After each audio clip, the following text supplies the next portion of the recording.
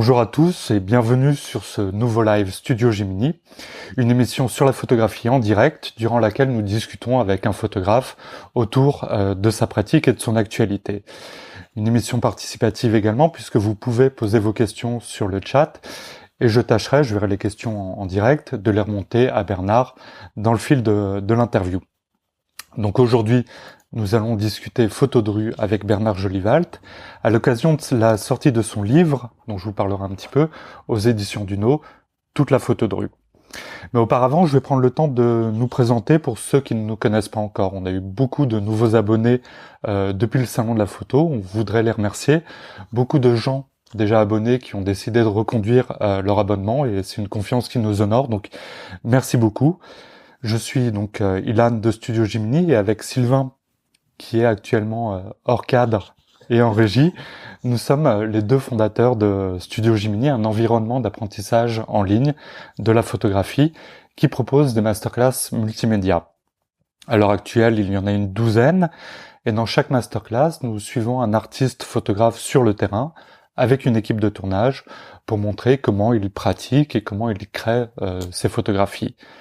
Ces masterclass sont accessibles via un abonnement qui donne accès à l'intégralité du catalogue. Il y a même un cours gratuit sur le Flash Cobra avec Nicolas Gir qui est accessible depuis la page d'accueil, donc studio-gemini.fr. Et il y a d'autres contenus qui sont ouverts à tous, comme ce live, et comme les challenges photos que nous organisons régulièrement. Donc le dernier challenge avait comme thématique la photo urbaine et le mobilier urbain. Vous aviez jusqu'au 2 décembre, c'est-à-dire jusqu'à avant-hier pour participer. On a reçu beaucoup de photos. Merci de beaucoup de vos participations.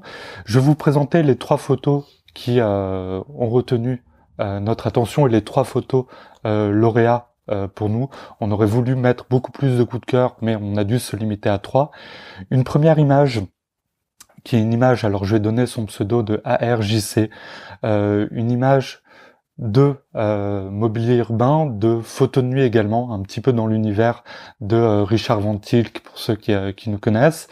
C'est une image qui nous a beaucoup plu pour le côté décalé de cette affiche et les regards pointés vers la machine à laver, pour ce vélo en pose longue également avec le trait de lumière qui pointe vers la machine à laver. On a hésité à la sélectionner, est-ce que c'était une photo de mobilier urbain, oui ou non. Finalement on l'a sélectionnée en coup de cœur en se disant que l'affiche effectivement pouvait relier à la thématique. C'est notre choix numéro 3. Le deuxième choix, une photo de Joël, une photo extrêmement graphique qui nous a beaucoup plu. Probablement notre coup de cœur également. Une photo qui est peut-être une photo d'archive. On a essayé de se concentrer ou de dire en tout cas que ces challenges avaient comme objectif de vous encourager à photographier. Une photo d'archive ou pas, on ne sait pas, mais en tout cas c'est une photo qui nous a beaucoup plu, extrêmement graphique et extrêmement réussie. Et la photo qui est pour nous la photo lauréat, une photo de Anthony Lopez. Anthony qui a véritablement joué le jeu puisqu'il a accompagné sa photo d'un court texte en précisant pourquoi il l'avait prise. Donc un lampadaire avec énormément de fils qui rendent l'image graphique, qui a été pris véritablement dans le cadre de ce challenge et pour répondre à la thématique du mobilier urbain. Donc c'est la photo qui est pour nous lauréat, qui remporte l'ouvrage de Bernard Jolivalt que nous enverrons donc à Anthony cette semaine. Mais en tout cas pour ces 3 personnes, on les invite à nous contacter via le chat. On leur ouvrira également un abonnement à Studio Gemini pour qu'ils puissent soit reconduire un abonnement en cours, soit poursuivre, soit initier un abonnement nouveau. Voilà pour les images du challenge photo. En tout cas, merci à tous de vos participations et bravo.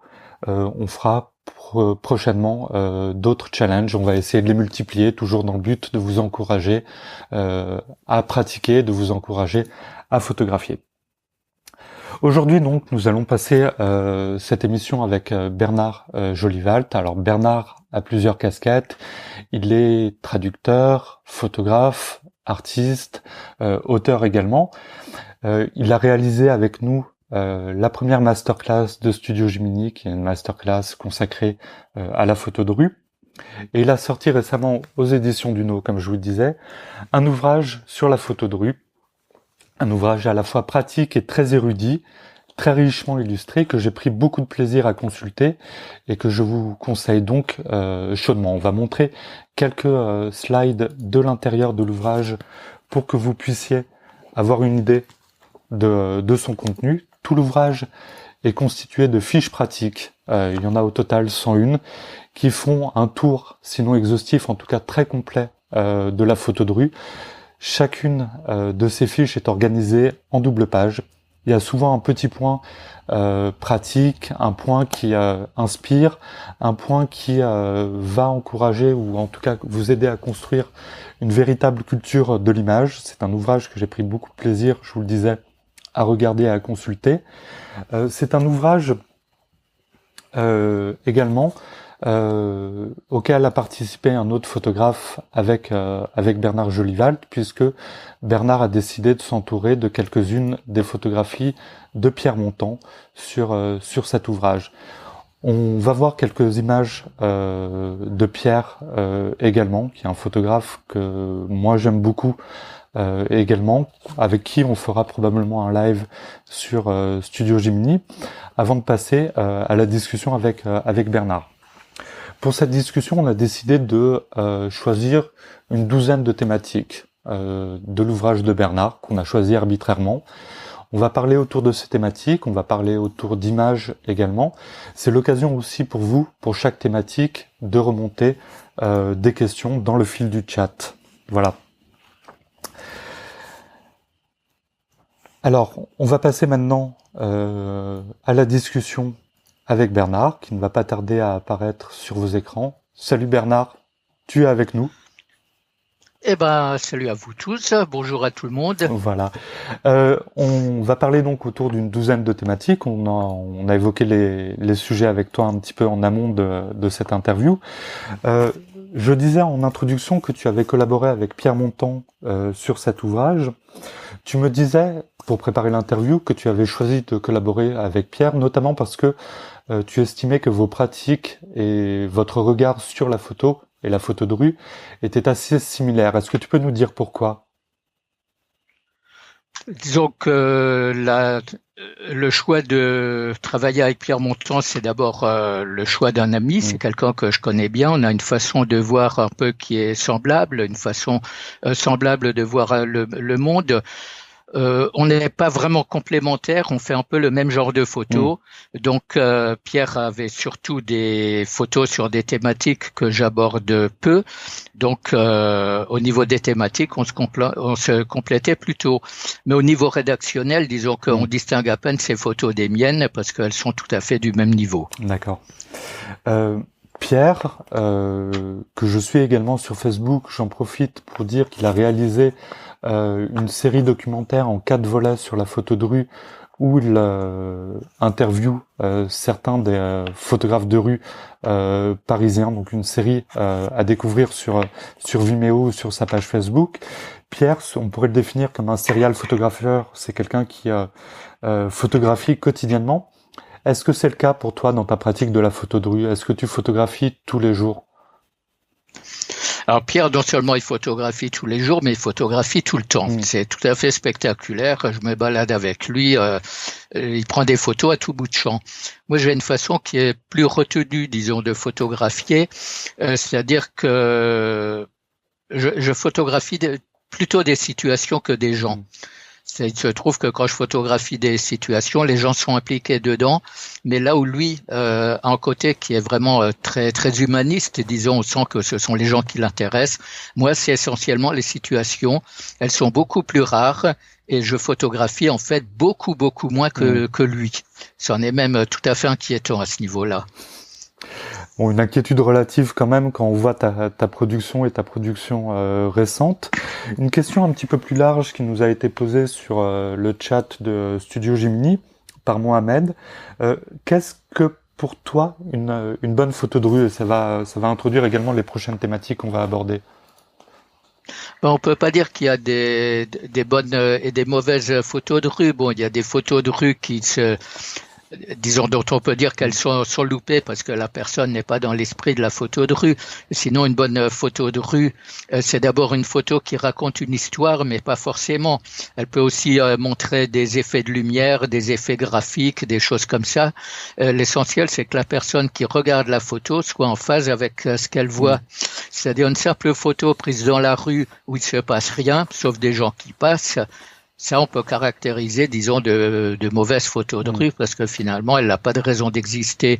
Mais sinon, une bonne photo de rue, ça peut être la lumière, ça peut être le graphisme, ça peut être un regard, ça peut être une situation ou un événement tout à fait inattendu. En fait, une bonne photo de rue, c'est c'est quelque chose qui fait réagir. Alors, justement, la transition est toute trouvée puisque on a une première partie qui est consacrée en préambule à la diversité des styles dans la photo de rue. Tu le disais, toi, tu as une pratique où tu vas être plutôt à la recherche de situations, à la recherche de l'insolite. Il y a une formulation que tu as dans la masterclass que j'aime beaucoup, c'est de traquer les petits dérapages du quotidien. On va parler évidemment autour de tes images, mais en introduction, tu as choisi de montrer deux autres photographes pour bien montrer justement et souligner qu'il y a une grande diversité dans l'acceptation du terme photo de rue. Il y a une première photo qui est une photo d'un photographe qui s'appelle Rudy Boyer. Est-ce que tu peux nous parler de cette image et de la raison pour laquelle tu as choisi de la montrer, Mo ? Disons que c'est une image que j'ai choisi de présenter parce qu'elle représente un style de photo de rue que moi je ne fais pas, mais que j'apprécie beaucoup en tant que spectateur, c'est-à-dire les effets d'ombre et de lumière. Donc c'est une recherche qui est très graphique, c'est une photo qui est proche de la photo conceptuelle et c'est une photographie qui moi me sidère toujours parce que le moment sur lequel on appuie sur le bouton compte énormément. Il faut être extrêmement réactif pour avoir ce genre d'image. Alors il y a une deuxième photographie et la personne m'excusera si j'écorche un tout petit peu son nom, de Georgie Jerzina, qui est une photographie pareille en très contrastée en ombre et lumière. Oui, Jerzy est quelqu'un que j'apprécie beaucoup. On se connaît depuis quelques années. Elle fait des photos, en fait, dans lesquelles l'être humain est très souvent réduit à la portion congrue. C'est des photos extrêmement graphiques. C'est des photos où l'être humain, bien que réduit à presque rien, a une présence tout à fait étonnante. Et cette photo, justement, est tout à fait représentative du style de Jerzy. Et ça aussi, c'est quelque chose qui lui est propre. C'est son style, c'est sa manière de travailler à elle.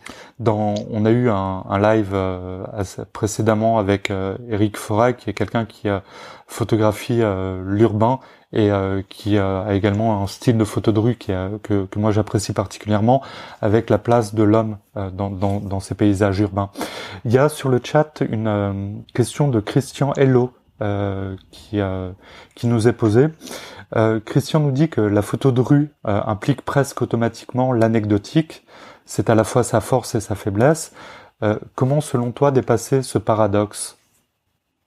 Mais je crois qu'il ne faut pas le dépasser, il faut l'assumer. La photo de rue est effectivement anecdotique. Bon, Cartier-Bresson lui-même avait dit dans sa biographie de Pierre Assouline que avait laissé entendre que l'anecdotique était quelque chose qui était relativement secondaire. Mais l'anecdotique, ça compte, ça existe. C'est justement pour photographier l'anecdotique et ces petites choses souvent dérisoires que la photo de rue existe. Sinon, on en reste au photojournalisme et puis à ce moment-là, on ne s'intéresse plus qu'aux événements de quelque importance et qui mériteraient, entre guillemets, d'être photographiés. Nous, on photographie l'anecdotique et le dérisoire. Et ça, c'est important aussi. Donc, il faut le revendiquer, tout simplement. Tout à fait, tout à fait. Alors, une première ou une deuxième thématique plutôt. Dans ton livre, il y a un passage qui m'a particulièrement intéressé. Tu parlais dans une fiche consacrée à la focale. Tu écris que chaque photographe a sa focale de prédilection. Vinogrande le 28 ou le 35 mm, Henri Cartier-Bresson le 50, tout comme R8. Pour toi, cette focale est légèrement télé. C'est pas très courant en photo de rue, non? Bon, moi, ces histoires de focale, je vais être trivial, ça m'emmerde. C'est-à-dire, j'estime que chacun a sa vision des choses. Moi, j'ai une vision qui est plutôt téléobjectif. Il se trouve que je vois un peu ce qui se passe au loin, ce qui se passe à une certaine distance. Il se trouve que j'aime aussi le téléobjectif parce qu'il permet d'épurer le contenu d'une photo, donc d'être extrêmement graphique, de présenter peu de choses dans l'image. Le grand angulaire, souvent, c'est un fouillis d'éléments parce qu'il embrasse large. Donc, on se retrouve avec énormément de choses. Évidemment que les grands noms, j'en ai parlé dans le livre, que les grands noms ont eu leur focale de prédilection, mais on n'est pas obligé d'y adhérer. En fait, il y a des photographes qui y ont adhéré, pour laquelle ces grands angulaires conviennent parfaitement. Tant mieux pour eux, c'est parfait. Mais je connais une photographe aussi, Emma Radnak, pour ne pas la nommer, qui est une excellente photographe et qui travaille avec des téléobjectifs assez conséquents, qui est au 150 mm et même plus. Donc, en fait, tout n'est que façon de voir dans ce cas. Tout à fait. En tout cas, c'est parmi les petites anecdotes qui nourrissent aussi sa culture de l'image et qu'on peut découvrir dans ton livre. Ça en fait partie effectivement de savoir que les photographes de prédilection, les focales de prédilection des photographes, et aussi pourquoi s'en écarter. On a puisqu'on parle de la focale, on voit une de tes images qui a été prise à Collioure, qui est prise au grand angle. Le grand angle est souvent considéré, pareil, comme un objectif favori pour les photographes. Cette image, tu l'as prise au grand angle pour une raison particulière ou parce qu'il y avait ton appareil était simplement à ce moment-là en grand angle? En fait, j'avais un zoom 12-24 mm, mais avec le coefficient, ça nous fait un 18-36. Et là, il se trouve que j'étais calé à l'équivalent 18 mm. Et ce qui m'intéressait, c'est évidemment le personnage qui photographie la tour à travers ce cadre. Donc, j'ai photographié large et en incluant une personne en plus, parce que j'espérais qu'il se produirait une interaction entre la personne qui passe et la personne qui photographie. Et coup de chance, c'est ce qui s'est produit. Donc, le grand angulaire ici est justifié, parce qu'avec un téléobjectif ou une optique normale, j'aurais eu simplement le bonhomme qui fait photographie à travers le cadre, ce qui n'est pas inintéressant en soi. Mais là, le regard d'un autre photographe, puisqu'il a un fourre-tout, et puis la manière dont les bras sont posés, il tient manifestement un appareil photo, ça met une couche de signification en plus. Oui, puis il y a une sorte de mise en abîme aussi de la photo et du cadre dans le cadre là. Tout à fait, tout à fait. On peut voir ça comme ça, mais quand on fait la prise de vue, on va pas aussi loin. Oui, mais on le verra aussi sur d'autres images. Donc c'est intuitif. On redécouvre parfois, ou on découvre une couche supplémentaire de l'image au moment de la post-production. On va voir une autre image qui cette fois a été prise au téléobjectif. C'est une image, je crois, qui a été prise en Allemagne. Oui. Alors, je me trompe? Non, elle a été prise à Strasbourg. C'est une très vieille photo. Elle date de 1970. Le couple qui est sur le tas de charbon ou de gravats ou je sais pas quoi, c'est des amis qui n'ont jamais su d'ailleurs qu'ils ont été photographiés. Et j'étais au centre de calcul de l'université avec un Novoflex de 400 mm que j'avais doublé. Donc, c'est fait au 800 mm. Et cette photo, elle vaut aussi pour l'effet d'écrasement que produit le 800 mm, c'est-à-dire on voit la perspective des colonnes derrière qui est écrasée d'une manière tout à fait spectaculaire. Et donc on ramène tout sur le même plan. Mais tout ça, c'est pour dire ce choix des deux photos, c'est que la focale, c'est quelque chose de très secondaire. Ce qui compte, c'est ce qu'on veut montrer. Après, on s'en donne les moyens. Moi, si je dois photographier avec un 1200 mm, je le ferai. Ça fera pas de la photo de rue de seconde zone, si on peut dire. Alors, j'en profite pour poser les questions au fil de l'interview. Il y a l'œil d'Esther qui nous demande, pour ceux qui osent se lancer dans ce domaine photographique, la photo de rue, j'imagine donc que le témoignage d'une époque est assez important. On en reparle un petit peu dans d'autres parties, mais il y a cette volonté de témoigner d'un présent ou de témoigner d'une époque dans ta pratique. Oui, c'est relativement secondaire. Il se trouve que j'ai commencé la photo de rue il y a très longtemps, à la fin des années 60. Donc j'ai le recul nécessaire pour me rendre compte que, effectivement, ce témoignage d'une époque existe. Il existe aussi au travers des photos de Willy Ronis et de Douaneau, de Cartier-Bresson, de tout ça. Maintenant, c'est devenu un peu un prétexte, c'est-à-dire que tout le monde veut faire des photos pour la postérité, mais la postérité, c'est pas seulement la prise de vue, on en reparlera après, c'est le devenir des photos, toutes n'arriveront pas à la postérité. Ah ben justement, Nicolas pose une question qui recoupe, ou en tout cas qui rejoint un petit peu ce que tu nous dis. Il se pose la question de savoir pour quelle raison faire de la photo de rue, qui est un genre qui ne se vend pas, ou en tout cas assez peu considéré. C'est Nicolas que je cite. Donc il demande, est-ce qu'on fait de la photo de rue pour soi, pour témoigner du présent auprès de la postérité? Quelles sont, toi, tes motivations? Bon, je crois que chaque photographe de rue a ses motivations. Elles sont extrêmement diverses, donc je vais pas les donner à leur place. Moi, ma motivation première, c'est que la photo de rue, d'abord, c'est quelque chose qui remonte un peu à mon enfance. Moi, j'ai toujours aimé la rue. J'ai trouvé le spectacle de la rue fabuleux. La photo de rue, à l'époque où j'étais photographe professionnel, où je ne faisais que ça, c'était une sorte de récréation. C'était des photos que personne n'attendait. On n'a pas d'obligation de résultat. On va dans la rue. S'il se passe rien, eh ben, on ramène rien. S'il se passe quelque chose d'amusant ou d'insolite, on photographie. Et j'ai eu la chance quand même de pouvoir publier à l'époque beaucoup de mes photos de rue. Mais c'est vraiment, pour moi, c'est la recherche du moment insolite. C'est très ludique, en fait. Oui. Bah, on s'en est aperçu quand on t'a suivi lors du tournage de la masterclass.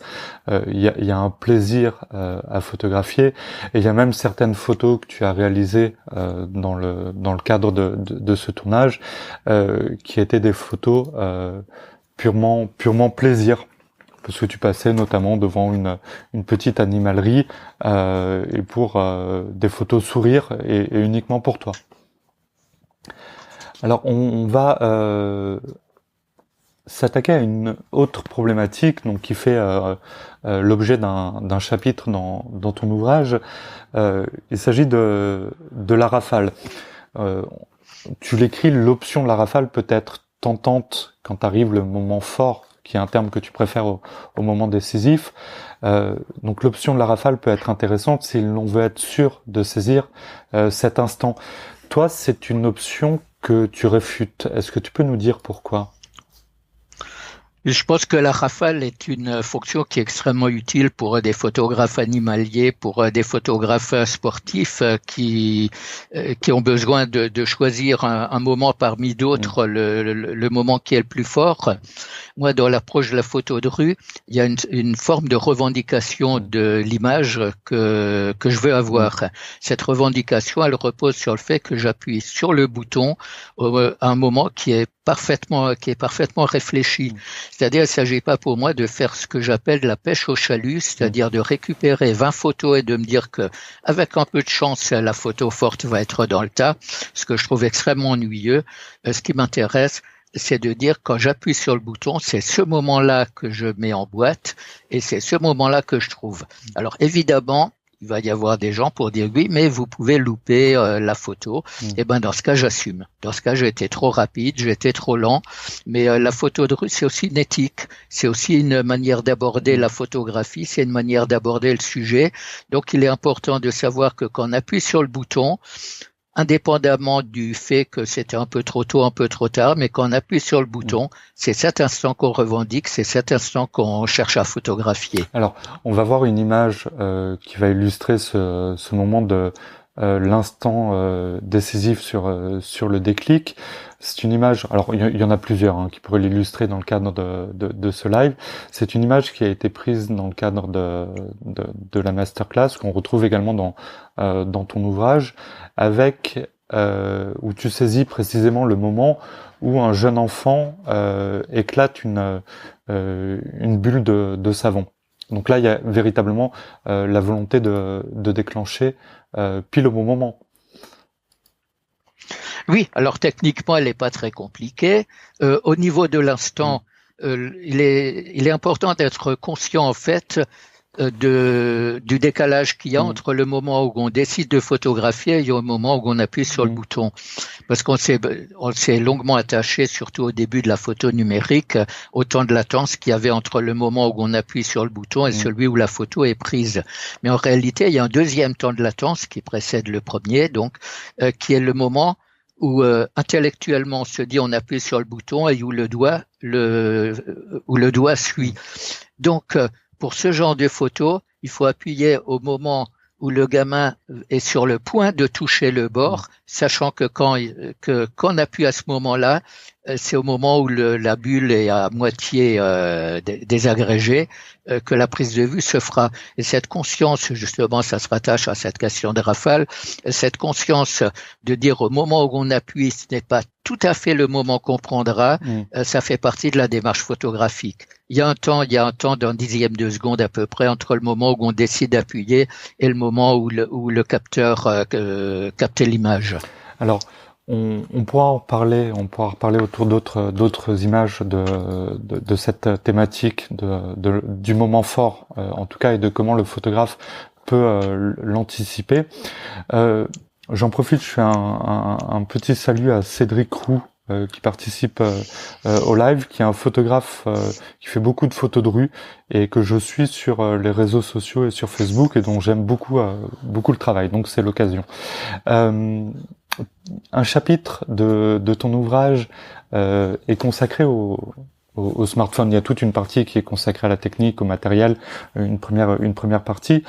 On dispose tous maintenant de smartphones, en tout cas tous ou presque, ou d'appareils qui sont des appareils performants sur le plan de la photo. On voit une première image qui peut prêter à sourire, dans un musée probablement, ou un photographe multi-équipé, puisqu'on voit qu'il a vraiment un équipement très très important, photographie mais au smartphone, une photographie justement. Est-ce que tu peux nous parler de cette image qui est un peu clin d'œil, un petit peu sourire, mais autour de cette image, de ton usage du smartphone, est-ce que tu photographies toi avec cet appareil?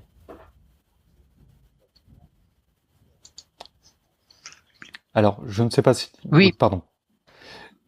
Oui, j'ai eu un petit problème technique en retour de son, mais c'est pas grave. Oui, cette photo, en fait, je l'ai faite évidemment, c'est une photo un peu narquoise. Quand j'ai vu ce personnage qui est hyper équipé, comme on en voit au salon de la photo d'ailleurs, parfois des photographes se ramènent avec tout leur matériel. Bon, c'est le côté un peu ostentatoire, mais quand je l'ai vu le dégoulinant de matériel en train de prendre une photo avec son petit smartphone, franchement, c'est une image qu'on laisse pas passer. Et toi, est-ce que il t'arrive, parce que le smartphone peut être un appareil relativement discret, est-ce qu'il t'arrive de photographier avec le smartphone? Alors d'abord, il est pas si discret que ça. Je l'ai constaté plusieurs fois. Les gens se rendent bien compte si on téléphone ou si on photographie. Pour moi, le smartphone, c'est un bloc-notes. C'est un bloc-notes, mais Pierre Montand avait fait une remarque que j'ai reprise dans l'ouvrage qui est très vraie. Il dit qu'un smartphone, on ne se sent pas photographe. On retrouve pas ces marques. Il est très difficile de composer efficacement avec un smartphone. Or, dans mes photos, la composition tient une place absolument essentielle. Donc, il m'arrive effectivement de faire des photos au smartphone, mais tout simplement parce que c'est la seule chose que j'avais sous la main. Et en général, je regrette bien de n'avoir que le smartphone, bien que techniquement, il ait fait des progrès énormes. Il y a sur le plan technique des photos au smartphone maintenant se mêlent parfaitement à des photos faites avec un matériel plus sophistiqué sans qu'on puisse faire la différence. D'accord. Donc, quand tu dis que le smartphone te sert essentiellement de bloc-notes, c'est dans quel sens? Est-ce que c'est pour faire des photos de repérage? Non, j'ai pas toujours mon appareil avec moi, contrairement à certains qui ne le quittent jamais. Il m'arrive de vouloir me balader léger, puis de rencontrer, de prévoir une situation, parce qu'en général, quand la situation est déjà en place, c'est un peu trop tard. Donc, d'anticiper une situation. Et dans ce cas, je suis bien content d'avoir le smartphone, mais le smartphone, ce n'est pas l'appareil photo. Je suis pas aussi à l'aise avec un smartphone que je le serais avec un réflexe ou un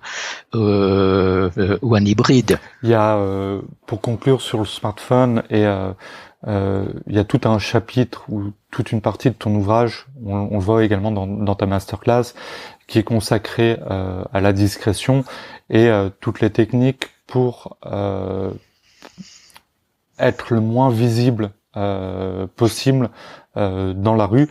Effectivement, on peut être invisible entre guillemets, ou en tout cas ne pas être remarqué, même avec un appareil réflexe et même avec un téléobjectif. Sur la photo de rue, une des questions principales quand même est celle de l'approche et de l'approche du sujet. Comment est-ce que tu procèdes, toi? C'est une question naïve, hein, puisque oui, alors c'est une question qui est récurrente. D'abord, il faut quand même savoir que si on a peur d'approcher les gens, si on a des timidités, c'est pas la photo qui réglera le problème, c'est une bonne thérapie, disons. La timidité, ça se soigne. Ouais. Voilà, la photo n'est pas une thérapie. On se soigne d'abord, on photographie ensuite. En ce qui me concerne, moi, ce qui m'intéresse, comme je l'ai dit précédemment, c'est les situations. Il se trouve que les situations sont générées par des gens, mais la présence du photographe, contrairement à ce que pensent beaucoup de gens, elle tient pas à la visibilité ou non du matériel, elle tient en fait au comportement. Il y a des photos maintenant qui paraissent, des vidéos où on voit Henri Cartier-Bresson à l'œuvre dans la rue. C'est un bonhomme qui était très grand, je pense qu'il devait faire 1m85 facilement, qui n'était pas spécialement discret au niveau justement du personnage, et pourtant on le voit pas. Parce que tout simplement, quand on s'inscrit dans ce qui se passe dans la rue, quand on fait partie de l'événement, quand on est un passant parmi d'autres, quand on jette un regard comme d'autres jettent un regard discret, sauf que le photographe de rue a un regard plus critique et plus analytique, à partir de ce moment-là, les gens s'en foutent un peu de ce qu'on fait. Ils nous voient, mais ils nous aperçoivent sans nous voir. Donc, en fait, ce qui compte, c'est le comportement. À partir du moment où vous avez une inquiétude, où vous avez justement une inquiétude née de la timidité, où on devient un peu gauche, où on a une certaine appréhension, le comportement devient suspicieux, les gens se demandent ce qui arrive à cette personne, le photographe en l'occurrence, et à partir de ce moment-là, il est repéré comme le loup blanc. Ouais, je me souviens alors on voit une première image qui peut illustrer en tout cas celle de l'approche où tu photographies justement un photographe en train de photographier une jeune femme au rouge.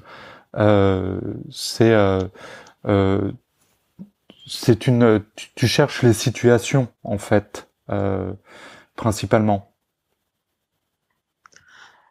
Oui, c'est-à-dire j'ai pas bien compris la question. Non, je te demandais de parler justement autour de cette image et de la façon dont tu choisis de ne pas approcher les sujets. Tu ne demandes pas toi l'autorisation quand tu photographies quelqu'un, pour faire simple. Mais en fait, pour moi, la question d'approcher ou de ne pas approcher le sujet ne se pose même pas. Je veux dire, c'est un faux problème. C'est ce que je disais avant. Si la question de l'approche pose problème, le problème, il est auprès du photographe. C'est-à-dire que quand je vois une situation, ce qui m'intéresse, c'est la situation elle-même. Maintenant, évidemment, je peux être repéré par les gens. Ça arrive relativement rarement parce que justement, il y a cette manière d'approcher qui est tout à fait naturelle, un peu comme un badaud qui ralentit le pas pour regarder une vitrine. Le reste, c'est vraiment hors sujet. Je pense qu'il y a une trop grande importance qui est accordée à ce problème qui est purement psychologique et qui est hors sujet. Comme je disais avant, la timidité, ça se soigne, mais avant de faire de la prise de vue. Alors, on va montrer une autre image, cette fois qui a été prise dans le cadre de la masterclass, mais qui illustre ça, puisque nous, on t'a vu travailler donc sur la place Saint-Michel, où il y avait beaucoup de gens, beaucoup de touristes qui tous étaient tournés vers la fontaine. Sur la place, il y avait une seule personne qui était tournée en sens inverse, c'est-à-dire dos à la fontaine, c'était toi avec un réflexe et un objectif assez imposant. Et on voit très bien, tu photographies à un moment un homme à la barbe blanche pour le mettre en relation avec une affiche What Did You Expect qui est en arrière-plan. Tu as travaillé une petite série sur cette thématique avec cette affiche. Cet homme, tu tournes véritablement autour pendant une bonne vingtaine de secondes, peut-être même plus, sans que jamais il ne te remarque et sans que de toute cette journée, de toute façon, personne ne t'ait remarqué dans ta pratique. Tout simplement, ça illustre le fait que chacun est dans son rôle. Lui, en tant que touriste, regardait la fontaine, il la regardait attentivement. Donc, les personnes qui avaient qui avaient sur la place, moi y compris, n'avaient pas une importance particulière. Moi, j'étais dans mon rôle de photographe. En plus, sur un lieu touristique, on est aidé par le fait que l'appareil photo ne se remarque pas. Quelqu'un qui a un appareil photo dans une zone touristique, il s'inscrit dans le décor. Maintenant, peut-être a-t-il remarqué que je le photographiais, je ne le crois pas, autant que je me souvienne. Non, tout simplement parce que il était concentré sur ce qu'il regardait. Il faut pas oublier que d'un point de vue purement physiologique, la partie de l'œil qui est utilisée pour se concentrer sur le sujet qu'on observe, c'est 5% de la partie de la rétine. Tout le reste, c'est de l'information non analysée qui est autour de cette zone qu'on appelle la fovea. Donc moi, j'étais en fait essentiellement dans cette zone fovéale qui, pour lui, avait moins d'intérêt. Je pense vraiment pas qu'il t'ait repéré. Je sais pas si les gens qui sur le chat pratiquent la photo de rue le font en demandant une autorisation ou pas, en montrant les images. Mais je te coupe une seconde, Ilan. On peut pas demander l'autorisation en photo de rue. Il y a plus de photos de rue quand on demande l'autorisation. Alors, je précise effectivement de montrer la photo une fois qu'elle a été prise. Certains photographes, je le sais, procèdent ainsi. Toi, ce n'est pas le cas. Je renvoie vers une vidéo que j'ai vue assez récemment ou vers le blog de Joël Verbougeux qui est à la fois, qui a la double casquette de juriste et de photographe et qui précise bien de toute façon que la photo dans l'espace public est libre et autorisée. C'est le droit à la création tout simplement. Puisqu'on parle d'espace public, on va faire la transition avec une autre de tes thématiques. Tu précises, donc je me paraphrase un petit peu, mais que la photographie est libre dans l'espace public et notamment dans la rue.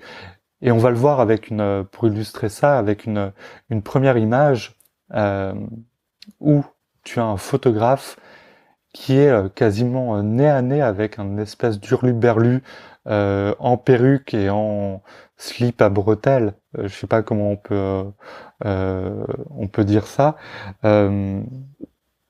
Ça, c'est véritablement une photo de toute façon que tu prends sans évidemment demander d'autorisation. Et c'est une photo qui est également savoureuse puisque tu me disais le photographe ne semble pas avoir vu la personne qui se trémoussait devant son objectif. Ah, mais c'est pas qu'il semble pas l'avoir vu, c'est qu'il l'a pas vu du tout. Ouais. C'était un photographe. En fait, il avait cadré longuement pendant une bonne minute, et une minute c'est long en fait, une vraie minute. Il cadrait en fait une enseigne qui était un peu en hauteur.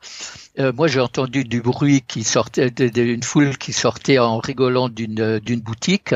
Et en fait, c'était un petit groupuscule dont les copains sont à l'arrière-plan. Et il y avait ce type quasiment à poil qui est sorti et puis qui tout à coup a visé ce photographe qui cadrait interminablement. Il s'est collé devant lui. Il s'est mis à se gratter. Il est resté un moment. Et puis il est parti en rigolant. Et le photographe continuait à cadrer son image. Il n'a rien vu. Ouais. Alors moi, mon problème, puisque c'était un peu ce dont il était question juste avant, au début de cette photo, mon problème, c'est pas de lui courir après pour lui demander de signer une autorisation de publication. Le problème n'est pas là. Ouais. Ouais, bien sûr. Une autre image qui a été prise sous des arcades, la photo de rue. L'acceptation du terme peut être assez large. C'est une photo qui n'est pas forcément prise dans la rue, ça peut être également dans l'espace public. Là, c'est une photo que moi j'aime beaucoup, qui est très graphique. J'arrive pas à lire le nom du café, mais où on voit qu'il y a une direction de regard, il y a une perspective. Il y a une femme, une serveuse à la jolie silhouette qui part vers le fond de l'image, et on a le regard d'un serveur qui pointe dans sa direction et qui accompagne le nôtre. C'est une image qui a été prise dans quelles conditions? Alors en fait, c'est une image qui a été prise en conditions normales de photo de rue, c'est-à-dire c'est le café Marly, qui est un café qui est au Louvre, juste à côté de la pyramide de Peille. Et j'avais remarqué d'abord l'architecture, parce que quand je fais de la photo de rue, je remarque aussi le contexte. Et j'avais commencé à prendre des photos pendant que cette serveuse allait vers le fond. Et le serveur est apparu. Et là, évidemment, on touche à une ambiguïté de la photo de rue. C'est-à-dire, on peut faire dire à une photo de rue ce qu'elle ne voulait pas dire. Ici, on a l'impression que le serveur jette un regard concupiscent à la très belle serveuse. Mais en réalité, il regardait ce que moi je faisais, j'étais en train de photographier, parce que dans un premier temps il m'a vu, donc il s'intéressait à ce qui pouvait bien m'intéresser. Donc il y a un détournement de sens, c'est-à-dire que ce serveur passe pour ce qu'il n'est peut-être pas, alors qu'il faisait que vérifier, il s'intéressait à ce que je photographiais. Donc c'est nous, spectateurs de cette photo, qui construisons une histoire autour, mais qui est très probablement complètement faussée. Alors, il y a une thématique, ou en tout cas peut-être une compétence, qui est une compétence très utile pour le photographe de rue. On pourrait dire c'est le facteur chance. On va voir quelques images pour illustrer ce point. C'est vrai que sur certaines situations, il faut pouvoir anticiper l'action. Sur d'autres, la chance est quand même un compagnon assez solide pour le photographe de rue. On voit une première image que tu appelles, qui a été prise dans le cadre de la masterclass, mais que tu as réellement redécouverte à la post-production. C'est celle d'un jeune enfant en Corse, d'un enfant d'ailleurs pas si jeune, sur l'esplanade de Beaubourg, qui éclate une bulle de savon, une bulle en forme de cœur qui encadre une affiche de comédie romantique, comédie romantique. Ça, ce n'est pas quelque chose que tu avais pu anticiper et prévoir, en tout cas la forme de la bulle, au moment de la prise de vue. Alors, Jean-François Leroy, qui est le fondateur et le président de Visa pour l'image, avait dit une chose très vraie en parlant des photojournalistes, mais ça compte aussi pour les photos de rue. Il avait dit en photojournalisme, le manque de chance, c'est une faute professionnelle. Le photographe de rue, c'est quelqu'un qui doit compter d'une certaine manière sur la chance, parce que c'est elle qui valorise en fait certaines photos. Cette photo n'aurait montré le gamin qui saute avec une bulle, disons, conventionnelle. Ça restait quand même une photo qui était à peu près valable, puisqu'il y a une gestuelle qui est une belle gestuelle. Il y a le personnage à droite qui a produit la bulle qui apparaît en amorce. Il y a les personnages secondaires qui sont bien placés. Bref, c'était de toute façon une bonne photo. Mais le fait que cette bulle tout à coup prenne une forme de cœur et encadre un couple, ça évidemment c'est l'immense coup de chance. Et en plus il y a un rappel du cœur juste au-dessus du personnage de droite. Donc évidemment, ça, on se remet entièrement au hasard. C'est les petits bonheurs de photographe qu'on découvre ensuite sur l'écran quand on visionne les photos. Oui, c'est vrai que le cœur, effectivement, sur le tuyau, c'est quelque chose que tu as découvert véritablement en passant la photo en la développant sur Lightroom. On voit une autre de tes images qui est une image assez emblématique. C'est celle de l'homme au tuyau. Alors, là, on est à la fois sur le facteur chance et sur une capacité du photographe de rue de capter un moment extrêmement fugace. Ici, c'est cet homme qui marche sur une ligne droite. Oui, alors c'était tellement fugace que là j'étais au bord de la panique, disons. C'est-à-dire que j'ai immédiatement saisi que ce personnage portait une ligne courbe en marchant sur une ligne droite, et j'avais deux inquiétudes. C'est une, qu'il quitte la ligne droite, auquel cas la photo perdait tout intérêt, et deux, il fallait que je déclenche extrêmement vite parce qu'il marchait d'un pas rapide. Donc j'ai fait un seul déclenchement, c'était fait avec un Leica CL. La seconde d'après, c'est-à-dire le temps de réarmer le film, il était trop loin, c'était même pas la peine de déclencher. Il y avait donc un seul moment unique, et là aussi il y a eu des coups de chance fabuleux puisque une des lames de la barrière est pliée, donc elle fait un rappel de la ligne courbe. Et puis il y a un tuyau roulé, un tuyau souple qui fait contrepoint au tuyau rigide qui est recourbé. Enfin, c'est une photo qui est à la fois parfaite au niveau de la composition, elle n'est pas du tout recadrée, et puis parfaite au niveau du coup de chance, parce que les choses se sont passées exactement comme je voulais, avec les petits plus que je viens de citer. Est-ce qu'il y a, selon toi, puisque bien souvent le sel des photos de rue, en tout cas dans ta pratique, où tu vas chercher les situations insolites qui souvent sont quand même des moments assez fugaces, est-ce qu'il y a des techniques, des conseils que tu pourrais donner pour justement être plus à même de déceler ces moments et de réagir vite à leur approche? En fait, la réponse est dans la question, c'est-à-dire que de toute manière, ces moments, on les décèle parce qu'il faut observer ce qui se passe autour, mais ils se produisent en général très vite. Donc, il faut effectivement être très réactif, pas seulement au niveau photographique. Être réactif, c'est pas seulement appuyer rapidement sur le bouton, c'est être réactif, c'est-à-dire saisir immédiatement les rapports qu'il y a entre les différents éléments de l'image. Et ça se fait d'une manière quasiment subliminal. On peut pas perdre du temps à réfléchir en disant oui, il y a une relation de forme, de couleur, de ceci ou ça entre ceci et ça. Non, c'est quelque chose qui, au niveau des neurones, demande des connexions extrêmement rapides. Et au niveau photographique, en même temps que ces connexions très rapides sur le plan cognitif, on appuie sur le bouton très souvent avant même d'avoir réfléchi sciemment. C'est après coup qu'on se dit que là, on a mis en boîte quelque chose qui est bien. Ça rejoignait un petit peu une question de Paola qui demandait si tu avais des conseils, c'est un peu plus large comme question, mais pour progresser en photo de rue, que je voulais relier un petit peu à cette capacité à anticiper et à voir. Est-ce qu'il y a quand même, selon toi, des choses qui permettent de progresser dans ça, ou oui, progresser n'est pas exactement le mot, disons. Là aussi, chaque photographe de rue a un peu sa manière de procéder. La mienne, elle repose en fait sur une concentration qui fait que j'essaye de voir tout ce qui se passe, de lire tout ce qui est écrit, que ce soit sur des affiches, des panneaux, par terre, des graffitis et tout, c'est-à-dire de devenir une sorte d'éponge d'éponge à sollicitation, c'est-à-dire il faut être conscient de tout ce qui se passe quasiment à 360 degrés autour de soi. C'est pour ça d'ailleurs que je préfère faire la photo de rue seule, parce que ça demande une concentration permanente et assez intense. Alors, on va aborder une autre thématique. Encore une fois, on les survole là, mais ce sont des thématiques qui sont traitées dans ton ouvrage paru aux éditions Duno, qui est la thématique du noir et blanc ou de la couleur. C'est probablement un faux problème posé comme ça.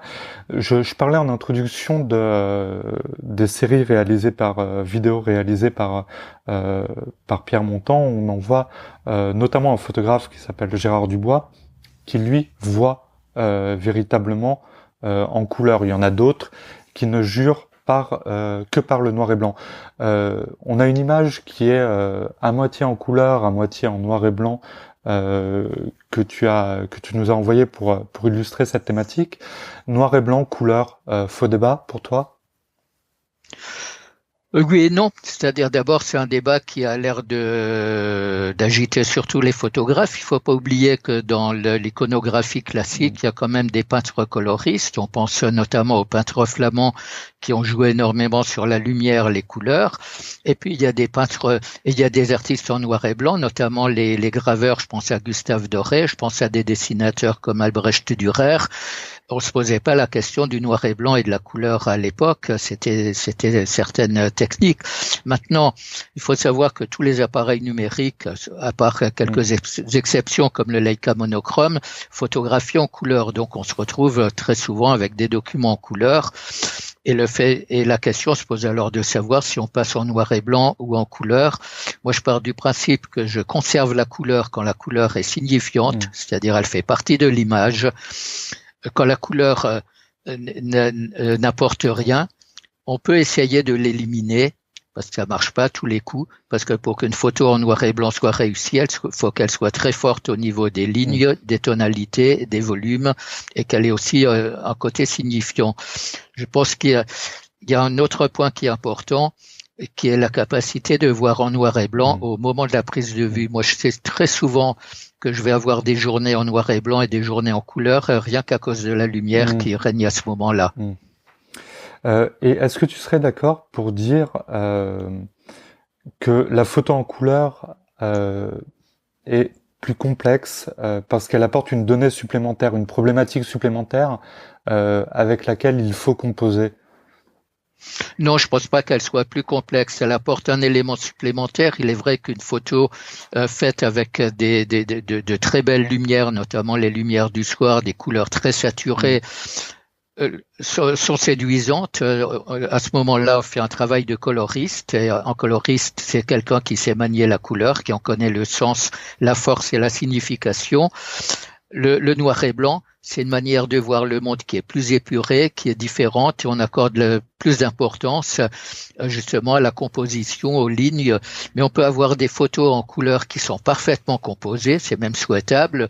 On peut avoir des photos en noir et blanc qui peuvent être insatisfaisantes parce que on a enlevé un élément qui n'existe plus. Je pense que c'est un faux problème en fait, le noir et blanc et la couleur. D'accord. Du coup, on va être sur une autre thématique. On va parler de l'instant décisif. Instant décisif, moment fort. C'est une formulation que tu n'aimes pas tellement, toi, l'instant décisif, je crois.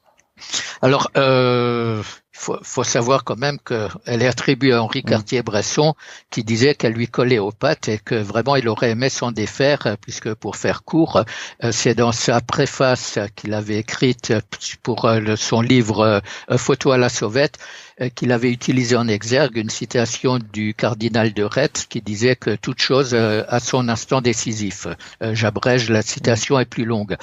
Et les Américains qui cherchaient un titre pour Photo à la sauvette et qui trouvaient que la traduction du titre original n'était pas satisfaisante étaient tombés sur cette citation et ils se sont dit l'instant décisif, c'est parfait, adopté, vendu, et puis Henri Cartier-Bresson est devenu Monsieur Instant Décisif, alors qu'il ne le recherchait pas du tout. Henri Cartier-Bresson est quelqu'un qui était attaché avant tout à la composition. Donc l'instant décisif, c'est un moment qui est privilégié, c'est-à-dire c'est le moment qui s'inscrit entre photographier trop tôt et photographier trop tard. C'est pas plus compliqué que ça, et il y a des situations qui peuvent avoir plusieurs instants décisifs, plusieurs moments. Mais en fait, il s'agit simplement de choisir le bon moment. Alors, instant décisif, on en a fait quelque chose de mythique. L'instant décisif, c'est tout simplement ne pas être en retard sur l'événement, ne pas déclencher trop tôt. Alors, on voit une image qui est aussi dans ton ouvrage, qui a été prise dans la masterclass, avec une personne qui semble se masquer ou semble affliger la main devant le visage, et la devanture d'un restaurant avec un service continu, probablement. Service continu. Continu, mais coupé de façon un peu cavalière. Oui, alors là, on rejoint un peu ce que j'avais dit à propos de la photo du café Barly, c'est-à-dire le détournement de sens, c'est-à-dire que en fait, on s'était arrêté, puisqu'il y avait l'équipe technique dont tu faisais partie, l'équipe de tournage, on s'était arrêté parce que justement, ce service con était quand même quelque chose d'intéressant. Donc, j'avais pris plusieurs photos avec plusieurs personnes qui passent, et il se trouve que ce personnage, c'est tout simplement le cacher le visage parce que sans m'interdire de prendre la photo, il voulait pas figurer dessus, en tout cas pas de manière reconnaissable. Maintenant, la photo en dehors de ce contexte de prise de vue fait que finalement, on se retrouve avec quelqu'un qui a l'air complètement affligé par la bêtise de cette indication. Il est vrai que là aussi, à la prise de vue, on pense pas tellement à ça. La prise de vue, quelqu'un a une gestuelle un peu particulière, on déclenche à ce moment-là. Quant au service con, je rappelle ce que je disais précédemment, il faut avoir les yeux ouverts, il faut lire tout partout. Il y a beaucoup de lectures à faire quand on fait de la photo de rue. Alors, une autre thématique qui est sous-jacente en fait à beaucoup des images qu'on a vues et au discours que tu tiens, c'est la thématique de l'importance de la composition. Tu le disais en introduction, pour savoir ce qu'est une bonne photo de rue, c'est aussi une bonne photo et une photo qui est correctement composée. Il y a une importance prépondérante du soin que tu apportes, en tout cas à la composition dans tes images. On voit différentes photos qui l'illustrent. C'est un point qui est pour toi une condition sine qua non. Oui, c'est un point qui est primordial parce qu'il peut y avoir l'événement le plus insolite, le plus amusant, tout ce qu'on veut. Si on le photographie simplement en termes d'enregistrement, la photo n'est pas satisfaisante. Il faut pas oublier que quand on est photographe, on est quelqu'un qui fait une image. Une image, c'est quelque chose qui est composé, qui est équilibré, qui a du sens, dans lequel tout le superflu a été éliminé. J'estime en fait que la composition est à la photographie ce que le style est à l'écriture. On peut écrire des lettres, des lettres qui n'ont pas besoin d'une formalisation précise. Quand on écrit pour une demande de renseignement un organisme, on n'est pas obligé de mettre un style littéraire. Mais quand on a des prétentions littéraires, on est obligé quand même d'apporter une certaine forme à l'écriture, ce qu'on appelle le style. Et pour moi, la composition, c'est le style de la photo. C'est le fait que on donne quelque chose qui soit totalement satisfaisant au niveau du visuel, au niveau du sens, au niveau du contenu. Alors on voit différentes images qui l'illustrent. Je voudrais juste qu'on s'arrête sur celle avec ces deux yeux sur une affiche et le vélo, où effectivement là on est sur à la fois une composition très très symétrique et l'importance de photographier, de saisir au bon moment opportun. Il faut. Alors là, justement, on parlait de l'instant décisif. Ça, c'est une photo qui s'inscrit un peu en dehors de cette notion d'instant décisif. C'est-à-dire que quand j'avais repéré ces yeux immenses, c'était à Copenhague, sur un trottoir qui était réservé aux vélos. Il y avait très peu de piétons. L'image, en fait, je l'avais déjà en tête avant de déclencher. Donc, j'ai pris plusieurs photos avec plusieurs vélos qui passent. Il y a des vélos qui étaient moins intéressants, des gens moins intéressants, le positionnement moins intéressant. Il y avait un autre facteur qui jouait, mais qui est un peu anecdotique au niveau de la photo de rue. C'est que moi, j'étais d'un côté du trottoir et il y avait l'affiche de l'autre, avec une circulation extrêmement dense. Donc, il fallait en plus déclencher au moment où il n'y a pas de voiture qui passe entre l'affiche et moi. Mais dès le départ, ce que je voulais, c'était une symétrie parfaite et puis des gens autant que possible qui soient présentables, c'est-à-dire avec une tenue, des vêtements clairs et tout. Enfin, j'avais mon image en tête et j'ai déclenché là avec l'image, avec l'événement qui correspondait à ce que moi j'avais en tête. Alors le temps file, ça fait déjà une heure qu'on est ensemble. Je voudrais quand même qu'on aborde une dernière thématique sur laquelle je sais les gens posent beaucoup de questions, qui est la thématique de la problématique de la post-production. Est-ce qu'on peut retoucher une photo de rue? Et toi-même, dans quelle proportion t'autorises-tu à les retoucher? Alors moi, je n'ai pas d'état d'âme pour intervenir sur mes photos. Parce que j'estime que je ne fais pas un travail de photojournaliste. Je l'ai fait, c'est un métier que je connais, je l'ai fait, je connais très bien la problématique et la déontologie du photojournalisme. Moi, je photographie avant tout des situations que j'ai d'une certaine manière en tête. C'est-à-dire que ce que j'attends d'une photo, quand elle est terminée, c'est qu'elle corresponde au plus près à l'idée que je me faisais de cette photo au moment de la prise de vue. Donc, j'hésite pas à recadrer. Il m'arrivait même de recadrer de manière assez conséquente. Il m'arrive de jouer sur les tonalités. Enfin bref, pour moi, ce qui est important, c'est pas l'événement, c'est la photo elle-même. D'accord. Donc la photo de rue témoigne d'un réel et donc peut y avoir une certaine liberté du photographe dans ce témoignage. Disons que c'est à chacun de décider. Je connais des photographes qui sont intransigeants sur le recadrage. Au début, je ne recadrais pas les photos parce que c'est une très bonne école. Faire le cadrage définitif à la prise de vue, c'est la meilleure école de composition qu'on puisse imaginer. Mais après, une fois que cette problématique a été intégrée, après on fait ce qu'on veut. Il faut pas oublier, dans mon cas en tout cas, que la photo de rue est avant tout ludique. Personne ne l'attend, on n'a de compte à rendre à personne. Alors pour une image qui est une image d'un événement qui aurait pu avoir lieu, mais que tu as attendu, tu étais en planque devant un mur, donc le mur de Berlin. Au centre de l'image, il y a effectivement un trou qui permet de voir de l'autre côté de ce mur. Tu as pris une première image où on voit effectivement pile au centre de ce trou une jeune fille qui passe. Une seconde image où sur le premier plan, c'est-à-dire du premier côté de la photo, il y a un jeune homme qui passe, qui regarde vers le trou, mais personne de l'autre côté. Et en rejoignant, ou en tout cas en recomposant, réunissant les deux photos. C'est un photomontage. C'est un photomontage.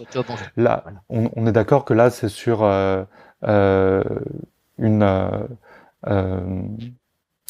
tu recrées une réalité qui aurait pu avoir lieu, que peut-être tu as attendu à la prise de vue, mais qui n'est pas advenue.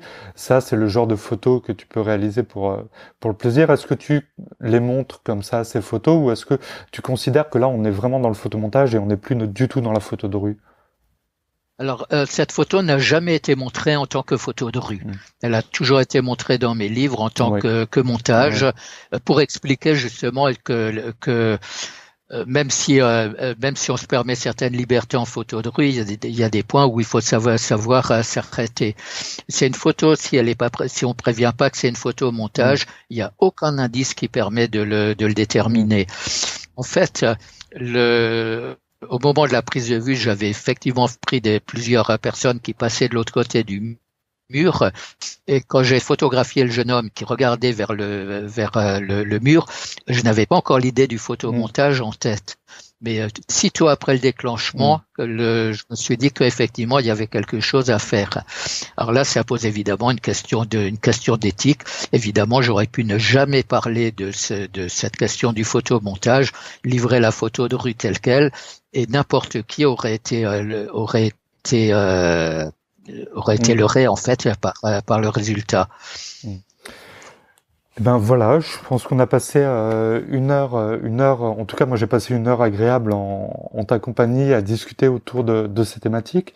Je précise que on retrouve toutes ces thématiques avec bien plus d'informations dans cet ouvrage, toute la photo de rue en 101 fiches pratiques, qui est paru aux éditions Duno. Un ouvrage qui est très riche, très pratique, superbement illustré. J'ai pas compté, mais il y a un nombre incroyable de photos. Il doit y avoir au moins 300 photos dans l'ouvrage. Il y a un travail icono qui est énorme. Des commentaires que j'ai lus qui rejoignent le mien. C'est un ouvrage qui est très apprécié. Donc voilà, si vous voulez progresser en photo de rue, l'ouvrage de Bernard aux éditions Duno. la masterclass de Bernard, évidemment, puisque on t'a suivi pendant toute une journée, pour une journée extrêmement riche sur la photo de rue.